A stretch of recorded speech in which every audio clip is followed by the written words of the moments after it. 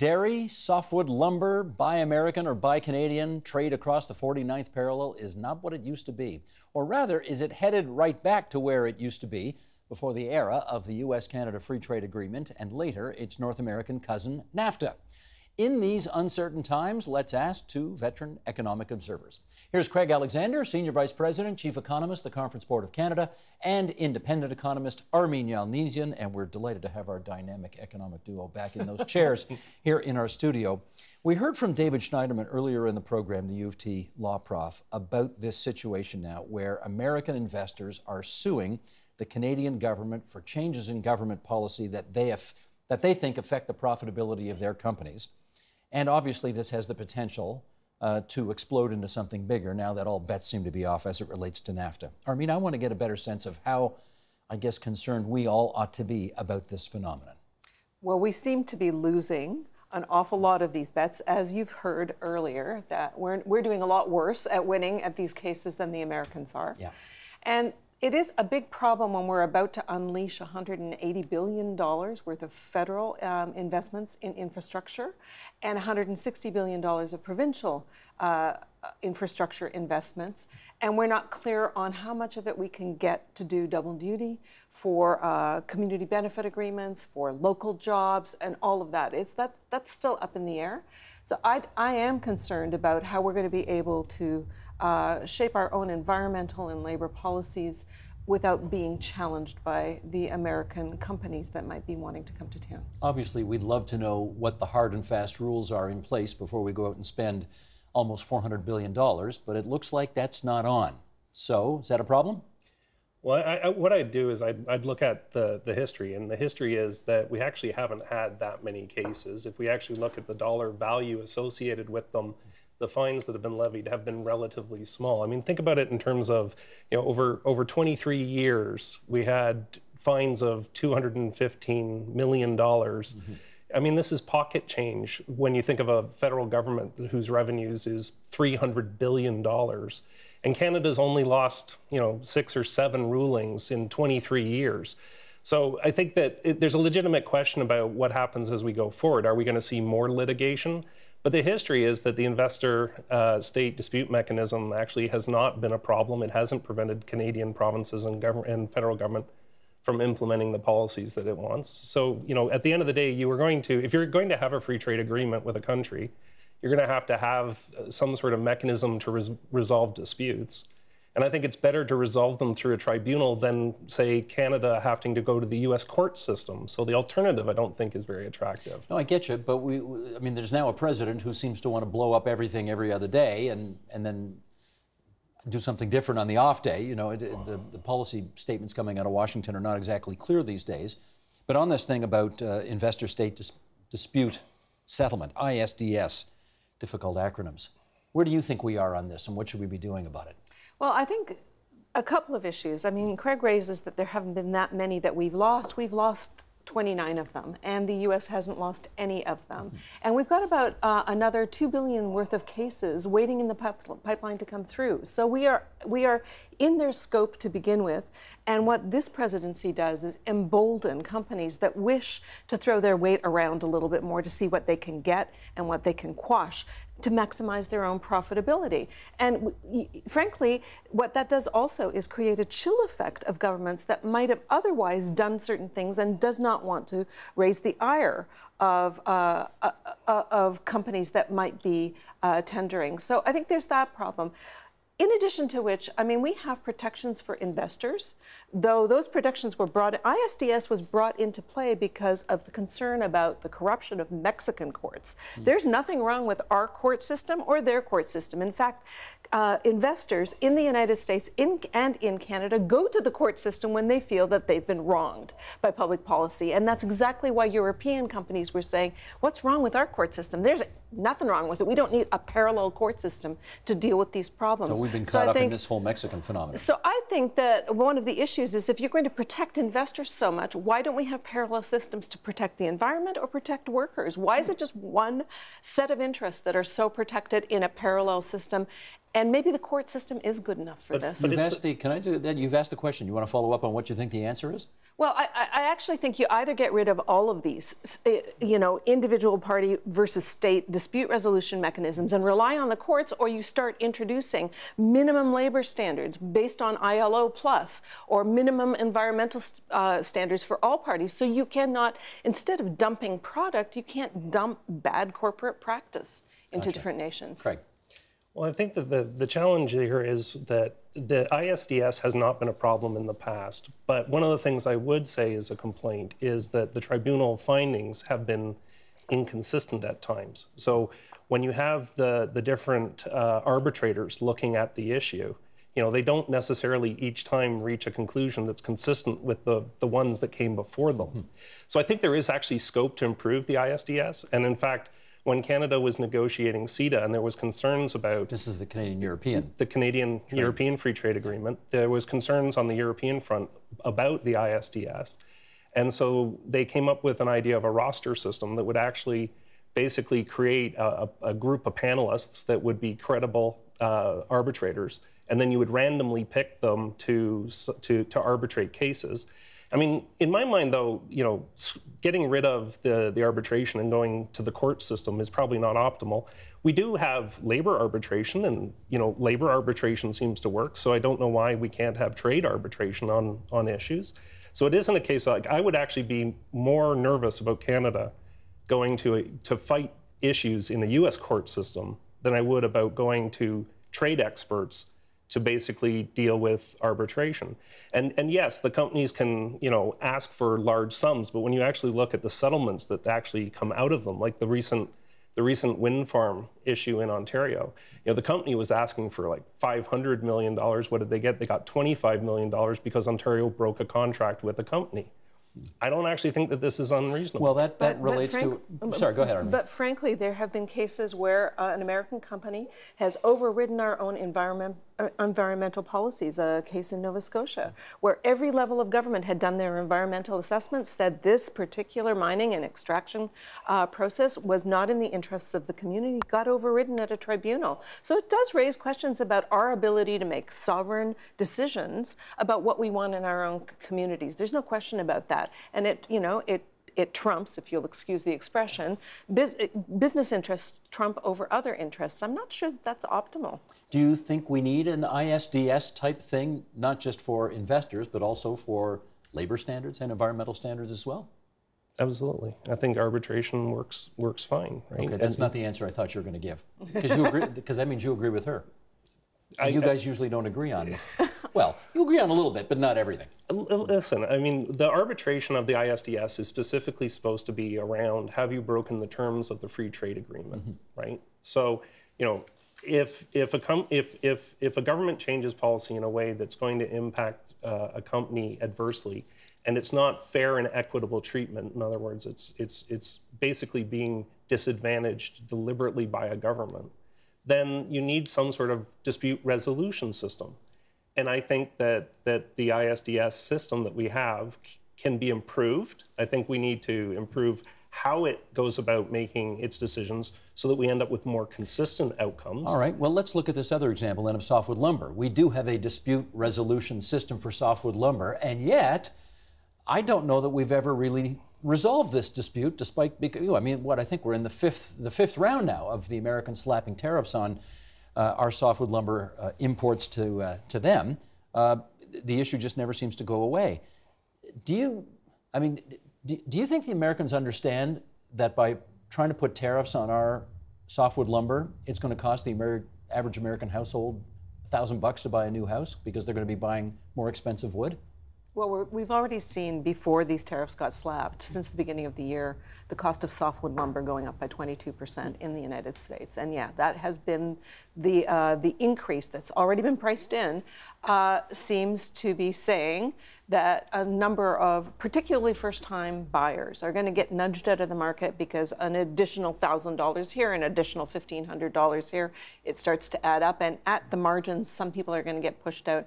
But I think this story is about a handful of producers in the United States that want, as finally, after a decade, the housing market heating up again and homes being built again. They want a bigger share of the market, and you can't put a hard cap on it, so this is the way they're doing it.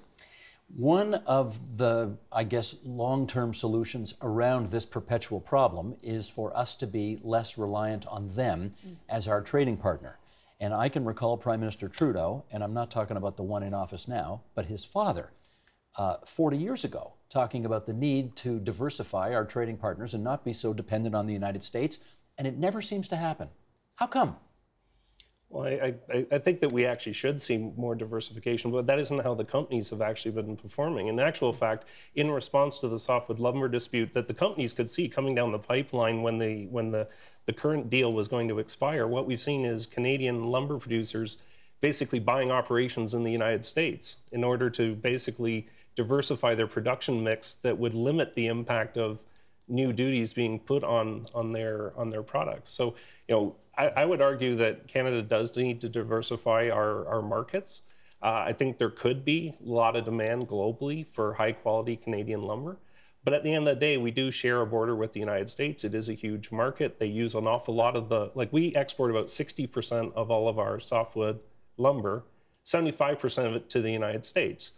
I think that number should be a lower percentage, but understand the U.S. is always going to be our dominant market. So, we do need to make progress on this. The challenge is that when you have two completely different economic systems to basically coming up with the pricing, when you're doing apples to oranges comparisons, there's always going to be a vulnerability that the Americans can say you're subsidizing, even though what we've seen time and time again is when there has been an evaluation, either Canada has won that we're not subsidizing at the World Trade Organization, or NAFTA tribunals have argued that the Department of Commerce overestimates the size of the subsidy. And as a result, what tends to happen is we get a big duty put on, and then incrementally over time it gets reduced to the point it's de minimis and gets dropped. But then the dispute comes around again, and we've been doing this for 35 years. Indeed we have. I'd just like to address your question about why is it that we don't diversify. I think we have diversified over the last 40 years.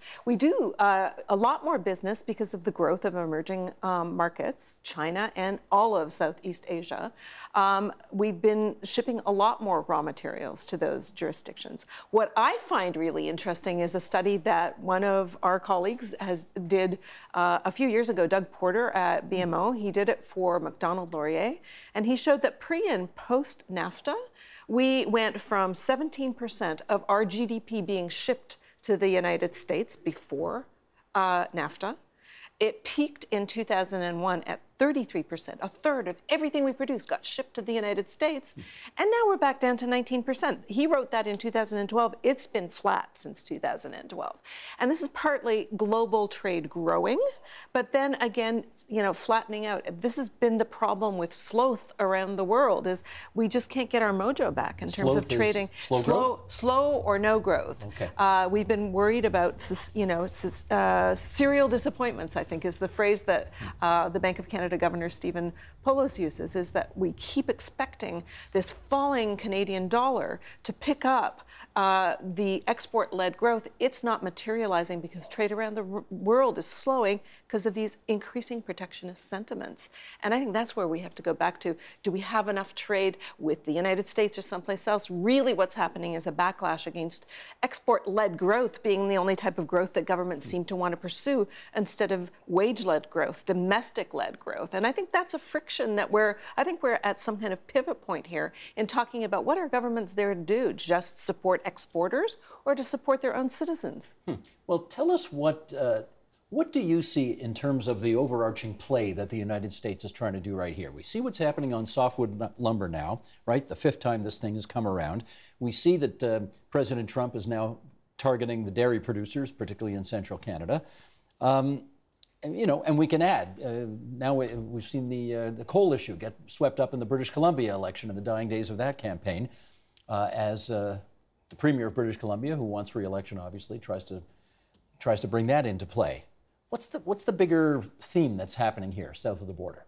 Well, it picks up a little bit with what Armin was just talking about, right? What we have is an increase of nationalism and protectionism, and it's a backlash because many people have not benefited from the economic growth that we've had. Even with slow growth, some people have been left behind. And I think part of it's a misdiagnosis. There's a lot of complaints about globalization. I actually think it's technical change that's having the bigger impact.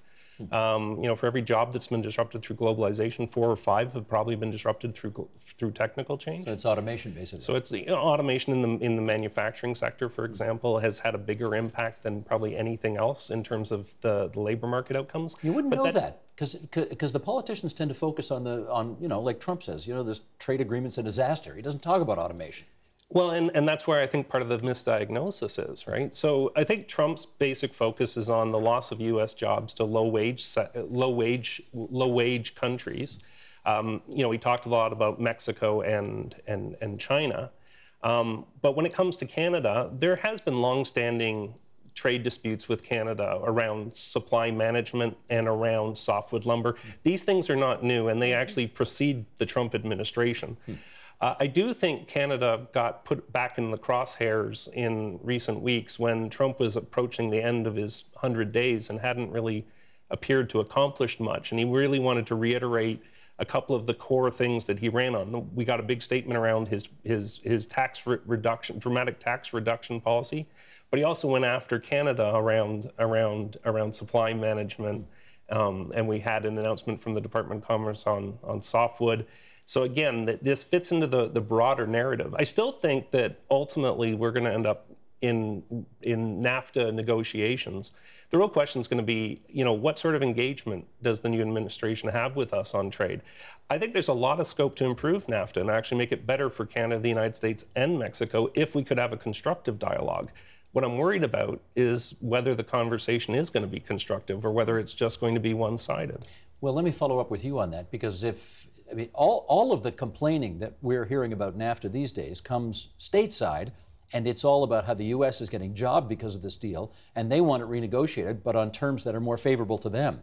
Can you imagine a situation where we renegotiate this treaty and get improvements for us? No, not really. I can't actually see that. Not with this administration, which is not about getting a deal for everybody. It's about getting a deal for the U.S. and to be seen clearly as having screwed somebody else to be able to get those benefits. But I do want to go back to this idea that people don't understand how they're being screwed, that they're actually being screwed by the machines rather than by low-wage workers, because, we call it deindustrialization.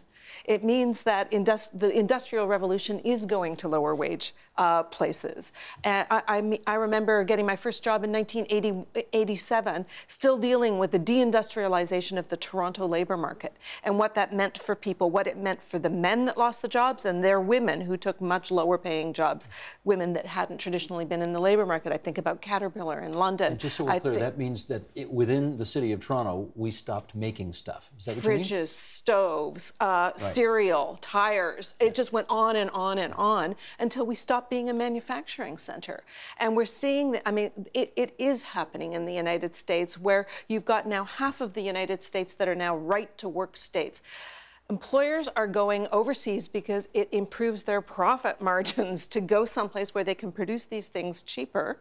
And people are really nervous about, if I can afford a cheaper thing, that's cool. But if I don't have a job at all, I can't afford that cheaper thing. Yeah. Craig, I want to just tap into what you know about some talks that recently took place between the Premier of Ontario and the Governor of New York. And obviously there's politics at play here.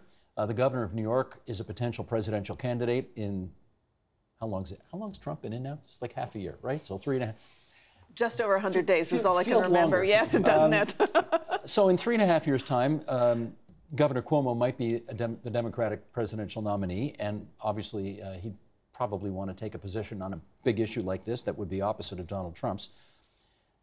Whereas Trump has said we're all about Buy American right now, Cuomo has told Premier Wynne, we're not going to do that. Don't worry. We'll keep the trade open between our two jurisdictions. What are we to make of all that? Well, I think that there is a strong appreciation of the importance of Canada-U.S. trade and the integration of our economy in parts of the United States. If we think about Canada, we've basically developed along north-south lines. We do far more north-south trade than we do east-west across our provinces. And Canadian businesses are plugged into a North American supply chain that is actually dominated by the U.S. because of the the size of the U.S. market. I mean, Canada is only the size of California. So as a result, we are tied into the U.S. system. And there is a strong appreciation of by the firms that are part of that supply chain, the value of having Canada part of it. And across the northern part of the United States, there's a strong appreciation of the positive economic benefits from cross-border trade.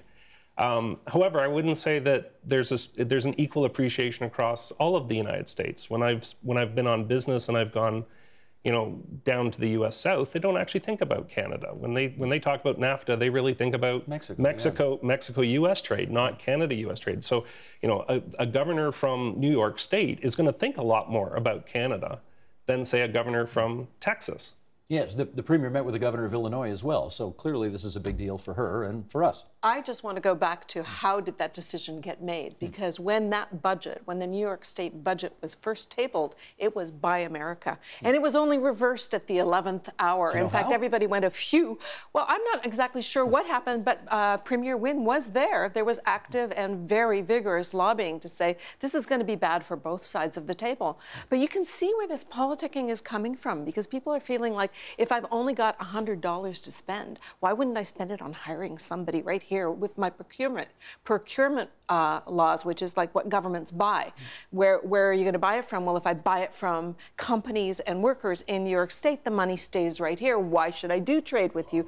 This is where we're all worrying now. This is like, because of slow growth, there isn't a lot of action out there. When governments do have money to spend, there is a huge desire to be seen as spending it on their own people. So this is a bigger issue that we're going to be seeing happening state after state. I agree with you. And I think it will be affecting the way Canada is viewed by all sorts of border states. It's also interesting in terms of like the interaction with the Trump administration. It's incredibly volatile. And so, at first he talked about ripping up NAFTA. Then after he got elected, it was, we're going to tweak NAFTA. And some of his core advisors and members of his team that came to Canada or were commenting on Canada-U.S. trade, they did seem to actually get the importance of that economic relationship. And they did seem to understand that Canada is not a low-wage center. We're not, our trade with the United States is more balanced than trade between Mexico and the United States. So a lot of the core issues that administration is trying to deal with, is not actually, rooted here in Canada. In fact, we have, an important economic relationship.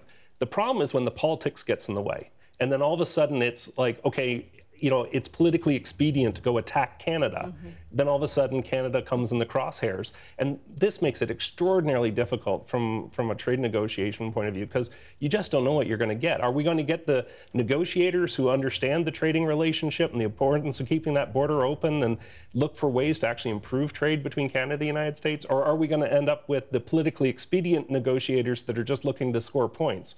Right? And that's going to have a very big impact in terms of how things turn out. Can I just get you in our last 30 seconds to weigh in on that? We saw Donald Trump say, actually, just I think a week ago, I was planning to invoke the 6-month notification that I wanted to rip NAFTA off, and then Justin Trudeau gave him a phone call and he said he changed his mind. And that's the world we live in now, apparently. Yeah, I mean, if there is a hallmark of this president, it is that we don't know which end is up, and sometimes it looks like he doesn't know which end is up either. And what is true is that his own administration, his own advisors are divided on which way to go, and he is not the great healer of those rifts. So I think we've got another 3 and a bit years to do an awful lot of zigging and zagging and trying to respond. It's going to be, I think that's what's going to slow down economic growth, actually, because of the inability of businesses to know what to invest in and when to invest, and that is going to slow down the necessary investments we need to take. I think it's already showing up in the economic data. I think part of what's restraining Canadian business investment is uncertainty as to what the rules of the game are.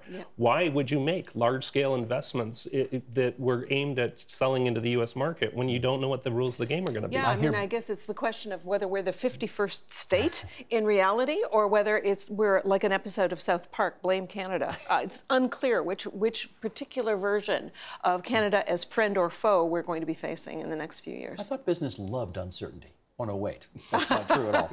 Armin Yalnizyan, Craig Alexander, great to have both of you back on the program. Appreciate it. Thank you. Help TVO create a better world through the power of learning. Visit TVO.org and make a tax-deductible donation today.